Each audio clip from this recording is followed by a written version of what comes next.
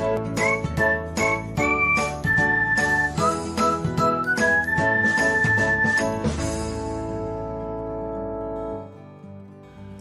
everyone, welcome back to another episode of Technologyglance.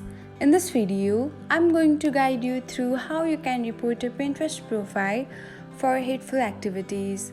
So, let's get started. Watch till the end and don't forget to subscribe to Technologyglance by hitting the subscribe button and press the bell icon so that you'll never miss another update. Without further ado, let's get started. First of all, open the Pinterest app on your device.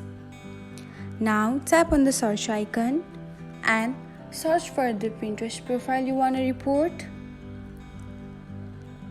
Tap any of the pin from them and then tap on the profile picture. Now you will be directed to their profile. Tap on the three dots icon beside the follow button and then select the report icon. After that, you can find hateful activities option. Tap on it and finally select report button, and that's it. This is how you can report a Pinterest profile for hateful activities.